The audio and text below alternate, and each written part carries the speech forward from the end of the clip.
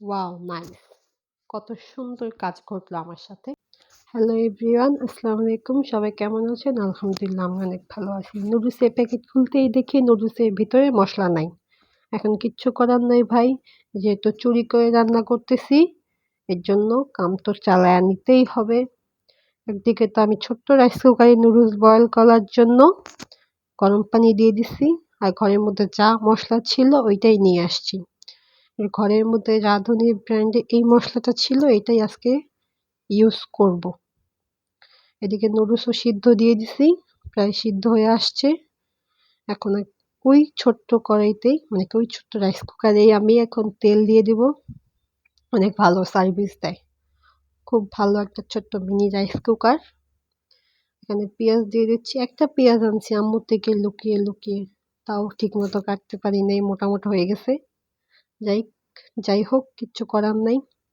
চুরি করে রান্না করে খেলে না এমনই হয়। আল্লাহর তরফ থেকে শাস্তি এটা আমার জন্য। আম্মুকে না বলে খেলে এমনই হয়, বুঝছো? যাই হোক, এখন একটা ডিম দিয়ে দেবো। ডিম ভাঙতেই দেখি 2টা কুসুম ডিমের ভিতরে। ওয়াও নাইস, লাইফে ফার্স্ট টাইম এটা আমি দেখছি। ইউটিউব আর ফেসবুকে অনেক দেখছি, কিন্তু ফার্স্ট টাইম আমি দেখলাম। যাই হোক, এটাকে সুন্দর করে মিশিয়ে নেব পেঁয়াজের সাথে। সুন্দর করে এখন কি আর কিচ্ছু করার নাই, যেহেতু মসলা নাই। একটু টেস্টিং সল্ট আর একটু টমেটো সস দিয়ে দিলাম। এখন সুন্দর করে মিশিয়ে নেব। আর সাথে যে রাঁধুনির মসলাটা ছিল ওইটাও দিয়ে দেবো। ভাই আমি কোকোলা ব্র্যান্ডকে বলতেছি, দয়া করে আমাদের মতো যারা মানুষ আছে তারা কিন্তু সিম্পলি একটা মশলা দিয়ে নুডলস রান্না করে।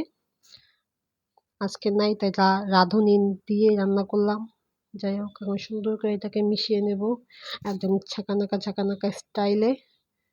সুন্দর করে তো সব মসলা মিশে যায়। এটা আমার ইফেক্টের কামাল, আমি কিন্তু এত জোরে নাড়তে পারি নাই। যাই হোক, এখন নুডলস রান্না শেষ। এখন এটাকে খাওয়ার পালা। খেতে অনেক দারুণ ছিল।